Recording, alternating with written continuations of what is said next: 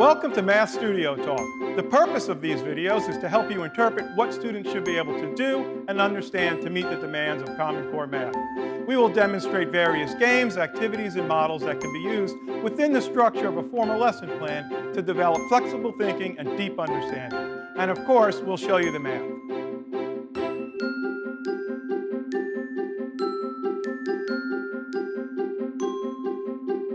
Hi, I'm Nick Timpone, and in this video I will deal with the numbers and operations in Base 10 domain for 5th grade. This work builds on the work done in the NBT and NF domains of 4th grade. As you can see, students will extend their knowledge of place value to understand the result of multiplying and dividing by 10, and they will work with the 4 operations with decimals. All of the standards in this domain are important. In the time we have, we will only be able to examine the content of some of them. Let's look at 5NBT2.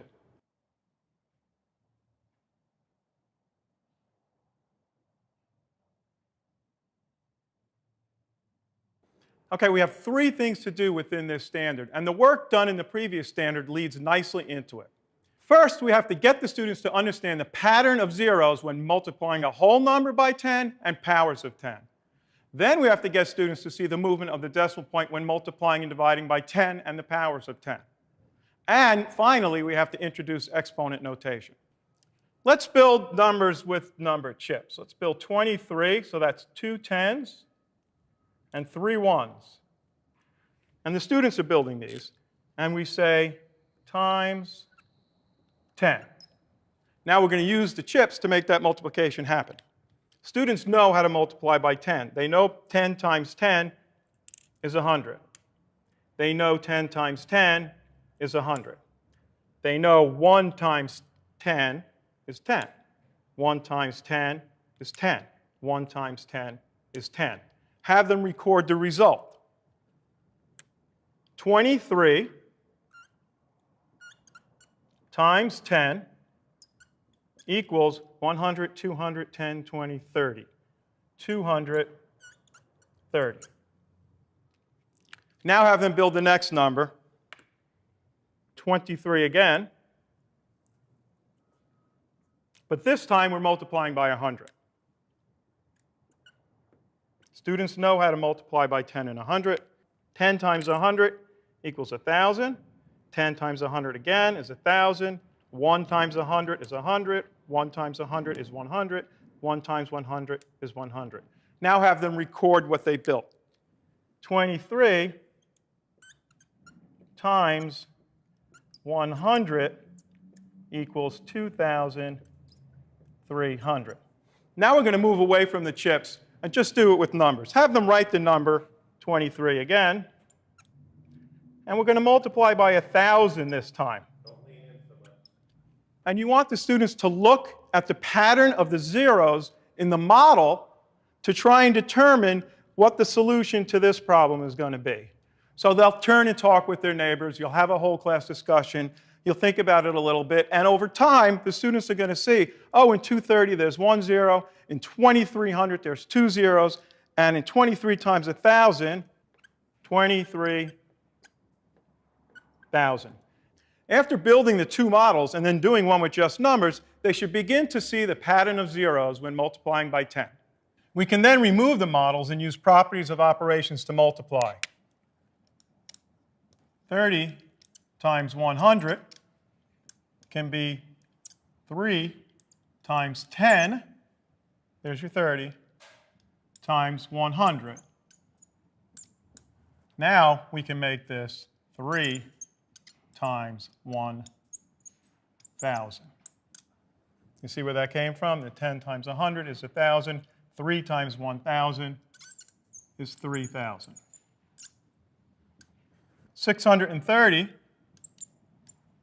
times 100 can be decomposed into 63 times 10 times 100.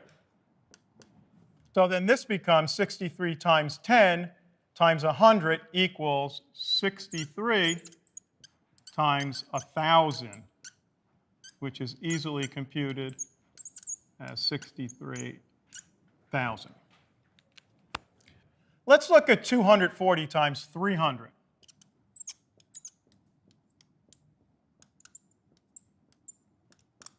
we can multiply the non-zero digits and then add the number of zeros back in. 3 times 24 is 72.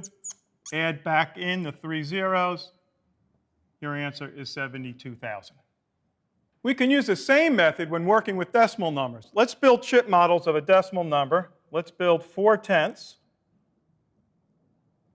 And let's multiply that by 10. Students are doing this.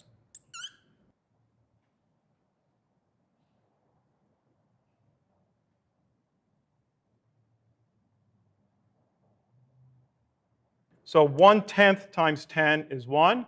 1/10 times 10 is 1. 1/10 times 10 is 1. 1/10 times 10 is 1. Have them record what they did here. 0.4 times 10 equals 4. Now let's multiply 4/10 by 100. 1/10 times 100 is 10. 1/10 times 100 is 10. 1/10 times 100 is 10. 1/10 times 100 is 10. Have the students record what they built. 4/10, 0.4 times 100 equals 10, 20, 30, 40. And we'll do the last one with numbers, and we won't build it with the chip model. So 0.4 times 1,000 this time. And we'll ask the students, look at the pattern of the decimal point in these two problems and see if you can determine what the answer will be. And they'll understand that it's 400. After building the two models and then writing one problem out, the student should be able to see the movement of the decimal point when multiplying by 10 or multiples of 10. And we can remove the models and use the properties of operations to multiply. Let's look at 2.4 times 40. This can become 2.4 times 10 times 4. 2.4 times 10 becomes 24 times 4 equals 96. The same models can be used for discovering the movement of the decimal point when dividing by 10 or multiples of 10. Okay, on to Standard 5, MBT3.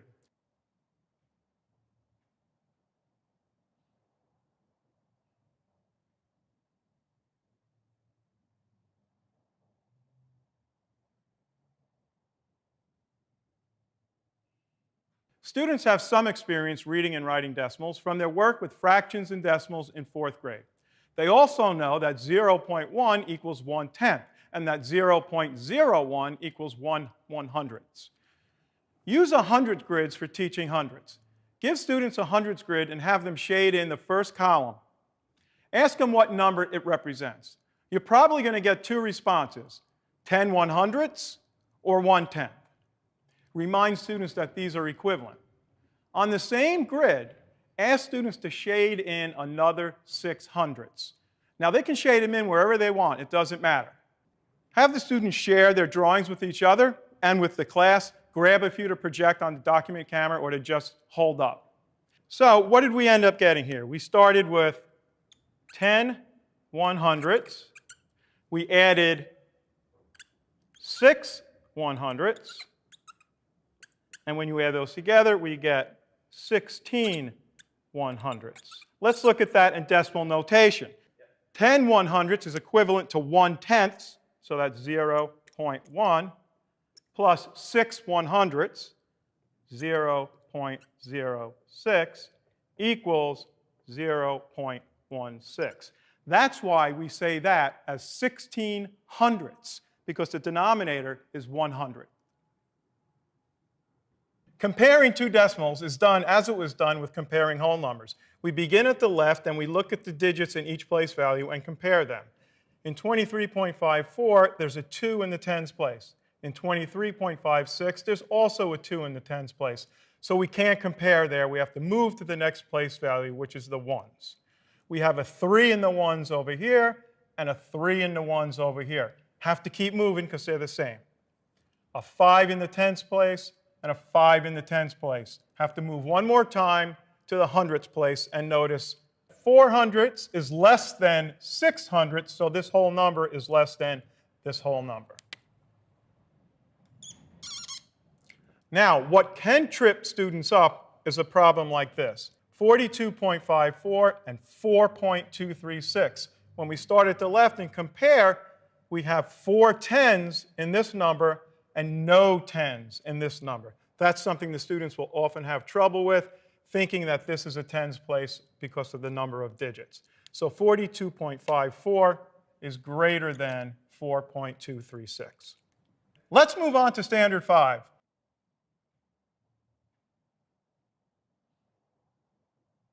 For the first time, the formal algorithm for multiplying multi-digit whole numbers will be introduced. Students did extensive work in 4th grade multiplying numbers using place value knowledge, properties of operations, and models. The algorithm will be taught drawing on all that they have done previously, and this shortcut should be well received by the 5th graders. Students have used place value charts before to do multiplication, but now we're adding the algorithm alongside of it. So we'll set up the number, 2 tens and 1 1.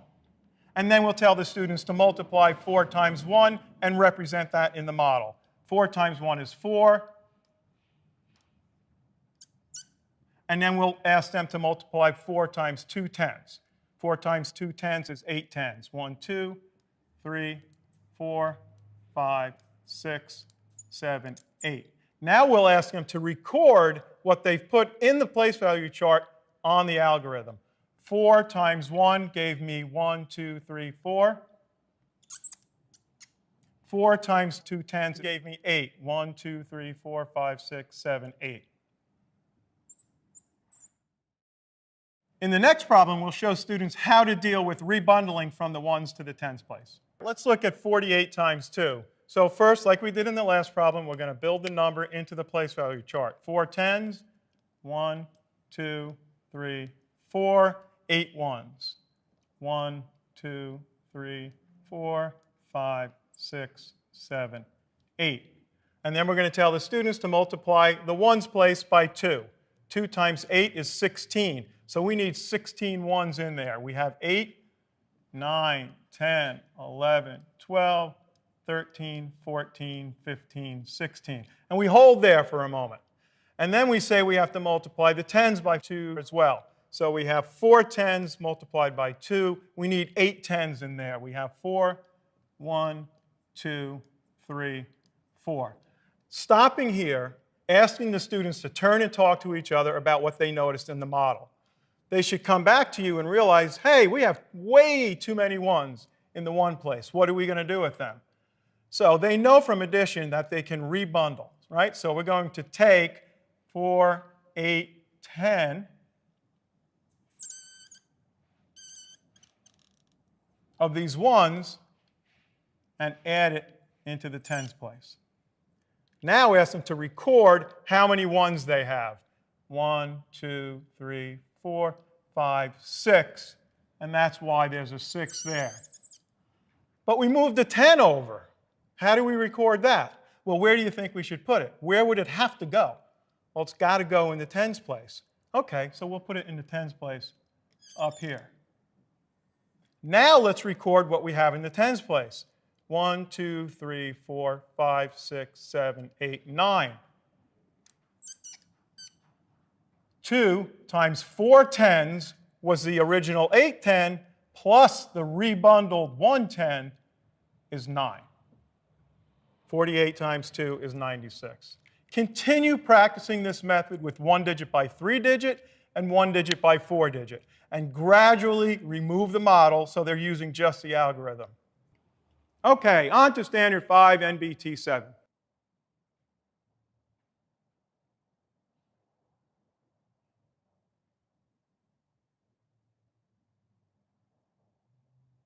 Because of the uniformity of the base 10 place value system, students can use the same models and drawings and strategies based on place value and properties of operations that they use for adding, subtracting, multiplying, dividing whole numbers for operations with decimal numbers.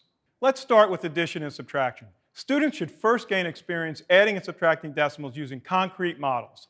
Let's use a place value chart and number chips. Have the students build a number 2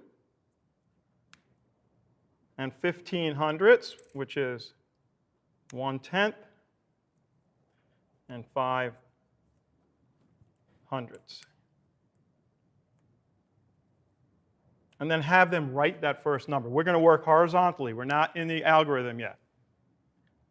2.15. And now we want to add 3 and 3600ths. So that's 3 ones, 3 tenths, and 6 100ths.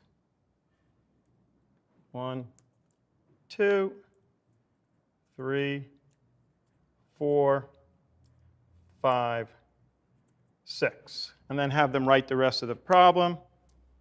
Plus 3.36. Now, simply have them use the model to find the answer. But let's see what happens. So tell the students to write the answer. Okay, it equals, I have 1, 2, 3, 4, 5 ones. My decimal point, I have 1, 2, 3, 4 tenths. And I have 1, 2, 3, 4, 5, 6, 7, 8, 9, 10, 11 hundredths. So what's the problem here? We have too many hundredths. So what happens here is we simply bundle up 10 hundredths. 1, 2, 3, 4, 5, 6, 7, 8, 9, 10. And we trade them in for a tenth. Now the students count up their number again. 1, 2, 3, 4, 5. Good. 1, 2, 3, 4. Oh, that's right. Since we bundled 10 100ths and added a tenth, we have to change our 4 tenths to 5 tenths. So our answer, 2.15 plus 3.36 equals 5.51. This is a difficult problem because we had a rebundle, but this will help students when we move away from the chips. Let's try a subtraction problem. 6.05 minus 2.19. Now again, I'm using a difficult problem for demonstration purposes, but obviously you want to start the students off with problems that don't involve rebundling. So 6, 2, 3, 4, 5, 6. No tenths and 5 hundredths. 1, 2, 3, 4, 5. No tenths and 5 hundredths. Okay, so now we have to subtract. Students understand subtraction is taking away, and that's why I like to use these chips and the place value chart, because they can physically pull them away.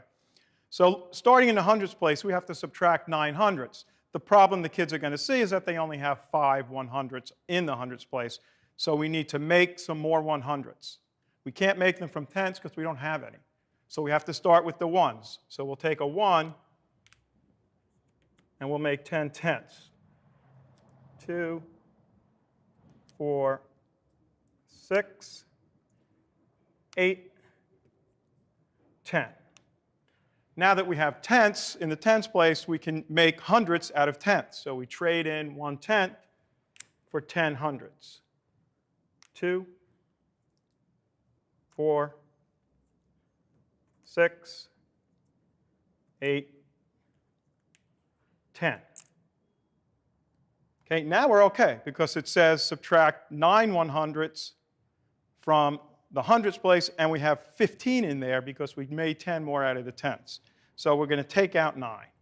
1, 2, 3, 4, 5, 6, 7, 8, 9. How are we looking in the tenths place? We have to subtract 1. We have plenty of them, so we take that away. In the ones place, we have to take 2. We have plenty. We take 2, and now the students can simply read their chart and understand what the answer is. 6.05 minus 2.19 equals 3.1, 2, 3, 4, 5, 6, 7, 8, 1, 2, 3, 4, 5, 6. Note that the same modeling can be done with base 10 blocks on the place value chart if you prefer those. After these experiences, students should move away from using concrete objects and begin experimenting, adding and subtracting decimals with place value knowledge and properties of operations. Hundreds grids are good models for multiplying and dividing decimals by whole numbers. Use examples with products and quotients less than 1 and greater than 1. For example, look at this model. 0.13 times 3. Have the students shade in 1300ths 3 times and have them use different colored pencils or crayons so they can keep track of their 1300ths. Then they can see this is 1 1300th, the green is a second 1300th, the blue is a third 1300ths, and then just count it up. 10, 20, 30, 900ths. 1300ths times 3 equals 3900ths. And then you can also see the division. 0.39 divided by 3. So we have 0.39, and we want to divide it in thirds. They can see that each part would be 0.13. Now, this is another interesting problem. We take this chart away, and let's look at this chart. Here, we're multiplying 0.65 times 3. So the student will start coloring 0.65, and then start to do the other one and realize, I don't have enough squares to color in. That helps them understand that we're moving past the number 1 for this problem. So they have to grab another hundredths chart, pull it over, and continue coloring. And then they can see that the answer is going to be 1, and 1, 2, 3, 4, 9, 5 equals 1.95. And as with the previous problem, they can also see the division. 1.95 divided by 3 will give you 3 groups of 0.65, which they can see with the different colors. Also, 3 times 0.65 can be converted to 3 times 65 by multiplying 0.65 by 10 twice. Students already know that this results in moving the decimal point 2 digits to the right.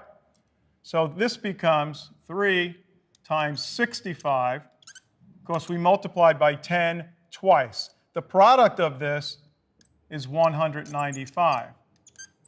But because we multiplied by 10 twice to make it a whole number, we have to now divide by 10 twice to get our answer.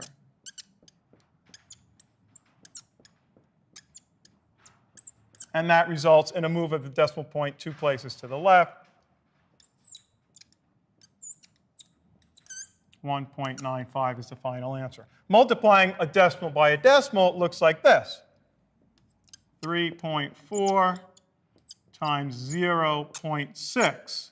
What we want to do now is convert both of those decimal numbers to whole numbers. So this becomes 34 by multiplying by 10 times 6 by multiplying by 10, and our answer is 204.